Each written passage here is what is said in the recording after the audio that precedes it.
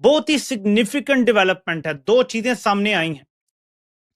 लेकिन सबसे जो खतरनाक तरीन सूरत हाल सामने आई है और जो मैं इस नतीजे पर पहुंचा हूं वो मैं आपको बताता हूं कि क्या है। पाकिस्तान के अंदर जर्नैलों समेत हुकूमत में लोगों की टांगें क्यों कांप रही हैं। पाकिस्तान के अंदर कल पाकिस्तान के तमाम मेन स्ट्रीम मीडिया के अंदर एक खबर के ऊपर तमाम तज्जियाकारों को लिया हुआ था, जो कि सिक्योरिटी जराये के हवाले से खबर आई थी। मिडिल ईस्ट के अंदर होने वाली लड़ाई के अंदर अचानक एक ऐसी पेशरफ्त हुई है जिसने सारी तवज्जो पाकिस्तान की तरफ मबजूल कर दी है।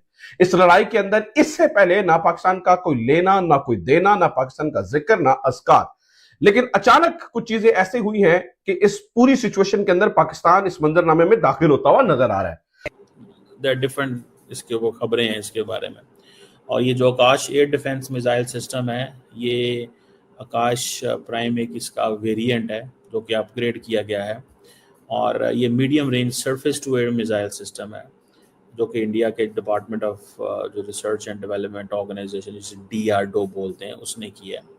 सऊदी विश्लेषक और पत्रकार अली अब्बास अल अहमद ने भी इस बात की चिंता जताई है। उनका कहना है कि अगर किसी देश के पास मजबूत सुरक्षा ढांचा नहीं है तो विकास का कोई मतलब नहीं रह जाता है। उन्होंने कहा कि 15 से 20 साल की मेहनत से बनाए गए भविष्य के शहर, तेल रिफाइनरी और आर्थिक केंद्र कुछ ही पलों में नष्ट हो सकते हैं। यही वजह है कि अब सऊदी अरब के सैन्य विशेषज्ञ खुलकर एक नए मॉडल की बात कह रहे हैं। सऊदी सेना के पूर्व अधिकारी अहमद हसन मोहम्मद असीरी ने कह दिया है कि सऊदी अरब की सुरक्षा व्यवस्था लंबे समय से पश्चिमी देशों के एकल स्रोत मॉडल पर निर्भर रही है, यानी सुरक्षा के लिए ज्यादातर एक ही प्रकार की रक्षा प्रणाली या साझेदार पर भरोसा किया गया। लेकिन अब ये मॉडल बदलने का समय आ गया है। उन्होंने कहा कि सऊदी अरब को बहुस्तरीय और integrated air and missile defence system की जरूरत है और इसी संदर्भ में उन्होंने भारत का उदाहरण दिया। उन्होंने कहा कि जिस तरह भारत ने अपने सीमावर्ती इलाकों में आने वाले ड्रोन और मिसाइल खतरों का सामना किया, वो कई देशों के लिए एक मॉडल बन सकता है। दरअसल भारत ने पिछले कुछ सालों में अपनी एयर डिफेंस क्षमता को काफी मजबूत किया। भारतीय रक्षा प्रणाली अब अलग अलग स्तरों पर काम कर रही है। लंबी दूरी की मिसाइलों से लेकर छोटे ड्रोन तक को ट्रैक और इंटरसेप्ट करने की क्षमता विकसित कर दी गई है। नाज़रीन किराम, इंतहाई आम तरीन और तशवीशनाक डेवलपमेंट्स हैं। एक जानिब आपको मालूम है कि ईरान पर अमरीका और इसराइल हमलावर है, तो वहीं दूसरी जानिब अब ये कहा जा रहा है कि पाकिस्तान इज नेक्स्ट। इस हवाले से एक तो पाकिस्तान के आला तरीन सिक्योरिटी ज़राए जो हैं, उन्होंने एक बहुत क्लियर और वाज़े मैसेज दिया है। इसके साथ ही साथ एक बहुत बड़ा मंसूबा, पाकिस्तान पर 100 इसराइली ड्रोन से हमला। दिलचस्प सिचुएशन है कि इन तमाम जो अरब ममालिक हैं, उनकी जमीन पर अमेरिका की मौजूदगी उनके तहफ़्फ़ुज़ की बजाय उनके लिए खतरा बन गई और उनको अब हमलों का सामना है और अमेरिका उनको बचाने के लिए कोई एक्शन नहीं कर रहा। ये बात सब लोग नोट कर रहे हैं कि भाई जब जरूरत पड़ी तो अमेरिका हमारी मदद को नहीं आया, हमारी प्रोटेक्शन को, या उसने हमारे मिसाइल आ रहे थे उनको नहीं रोका। तो एक तो वहां अमेरिका का बहुत एक साख जो है आने वाले दिनों में खराब हुई है। जो कुछ भी है वेरी इंपॉर्टेंट पर्सन, ये इससे इज्तनाब करना चाहिए अगर हो सकता हो। लेकिन जिस तरह के आज हम बैठे हैं, लाचार हैं, जिस तरह आप भी कह रहे थे बातें कि अब जंग ये रुकेगी कैसे, कोई समझ नहीं आ रही है रुकेगी कैसे। बीबी नेतन्याहू को कन्विंस कौन करेगा? और बीबी नेतन्याहू ने के जो एम्बेसडर हैं, उन्होंने आज से एक हफ्ता पहले बिब्लिकल मैप सामने रख दिया है। अब या तो वो बिब्लिकल मैप पूरा करके सेटिस्फाई होंगे या उससे पहले सेटिस्फाई होंगे।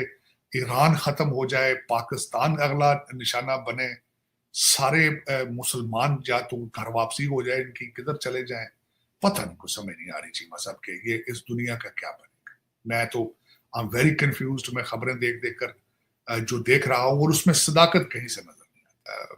मल्टीपोलर और बायपोलर वर्ल्ड है कि हम भी सारा कुछ है, लेकिन रशिया और चाइना आज कहाँ है कोई नजर नहीं आ रही। इस वक्त यूनिपोलर है, सिर्फ और सिर्फ ताकत किसके हाथ में है? बीबी नेतन्याहू के। The most strongest person on the planet Bibi Netanyahu. ये मान लेना चाहिए। आज मान लें, कल मान लें, जब भी मान लें, यहीं से दुनिया शुरू होती है, वहीं खत्म हो जाती है। कोई वक्त इजराइली है। ये मुसलमानों को भी मान लेना चाहिए मेरे ख्याल में। उनको भी कहें कि माई बाप घुटने हम टेक रहे हैं, आप मानते हैं खैर, इसमें कुछ शक भी नहीं है। कौन सा डिनाई कर रहे हैं आप? देखें ना, मैं बल्कि क्वेश्चन ये है कि 3.5 लाख गजा के अंदर मुसलमानों का दिन दिहाड़े मर्डर किया गया। को है माइकल आल बोल के दिखाया। इनका भी बाप तो वही है, इसमें कोई शक नहीं। लेकिन है बस मजाक एक बनाया ने दुनिया तो फेरा पाया ने। और ये खबर बड़ी अजीबोगरीब है। खबर सुन लीजिए, ये और भी बहुत सारी खबरें हैं जो आज की वीडियो में हम डिस्कस करेंगे, लेकिन खबर सुनिए। खबर ये है कि पाकिस्तान एयरफोर्स के तैयारे इस वक्त फजाओं के अंदर हैं, फुली ऑपरेशनल और एक्टिवेट हैं, और पाकिस्तान एयरफोर्स को हाई अलर्ट पे रखा गया है। पंजाब भर समेत पाकिस्तान के मुख्तलिफ अस्पतालों के अंदर इस वक्त काइंड ऑफ यानी अलर्टनेस है, बिल्कुल अलर्ट के ऊपर पाकिस्तानी अस्पतालों को रखा गया है। ये यानी इस पूरी लड़ाई में नाज़रीन खबर समझ में नहीं आती है पाकिस्तान एयरफोर्स एक्टिव क्यों है। एक तो यह है कि हमारी लड़ाई उधर अफगानिस्तान के साथ चल रही थी, लेकिन ये अलर्टनेस अफगानिस्तान वाली लड़ाई की वजह से नहीं है। अब दूसरी खबर सुनिए तो आपको कुछ सूरत हाल समझती हुई नजर आएगी, और आप यूं समझेंगे कि पाकिस्तान के ऊपर पहला वर्चुअल हमला तो ऑलरेडी हो चुका है पाकिस्तान, और इसका ताल्लुक डायरेक्टली इस पूरे मिडल ईस्टर्न कॉन्फ्लिक्ट के साथ है।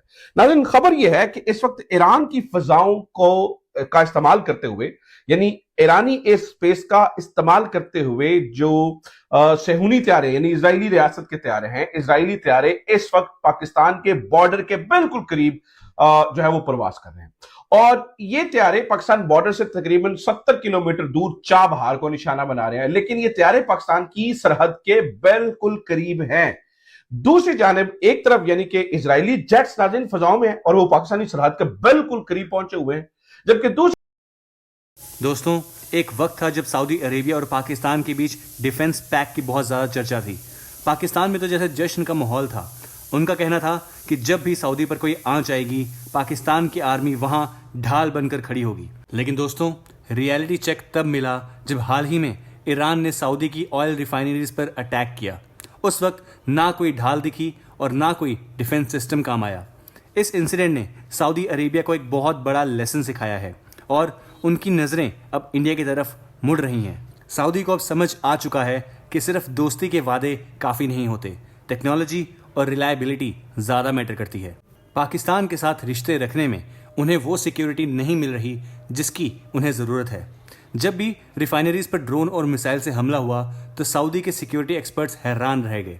उन्हें रियलाइज़ हुआ कि उनका current defence infrastructure loop hole से भरा पड़ा है, यानी यहीं से शुरू होती है इंडिया की entry as a reliable strategic partner. Saudi को एक सीनियर मिलिट्री कमांडर और स्पोक्स पर्सन ने हाल ही में एक बड़ा स्टेटमेंट दिया है। उन्होंने इंडिया के ऑपरेशन सिंदूर का जिक्र करते हुए कहा कि जिस तरह इंडिया ने अपने बॉर्डर्स पर एक भी दुश्मन ड्रोन को भटकने नहीं दिया, वो काबिल तारीफ था। उन्होंने कहा खुलकर कि हमें इंडिया जैसा रोबस्ट डिफेंस सिस्टम चाहिए। उनका मानना है कि आप डेवलपमेंट पर चाहे जितने भी बिलियंस खर्च कर दें, अगर आप उस डेवलपमेंट को प्रोटेक्ट नहीं कर सकते तो वह सब बेकार है। इंडिया ने दिखा दिया है कि मॉडर्न वॉरफेयर में ड्रोन्स और मिसाइल्स को कैसे न्यूट्रलाइज किया जाता है। ये शिफ्ट सिर्फ वेपन्स की वजह से नहीं है, ये इसलिए है क्योंकि इंडिया की फॉरेन पॉलिसी आज नेशन फर्स्ट पर चलती है।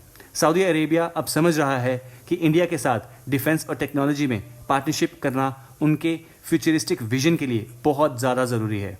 वो दिन गए जब सऊदी सिर्फ पाकिस्तान को अपना छोटा भाई समझकर सिक्योरिटी की उम्मीद करता था।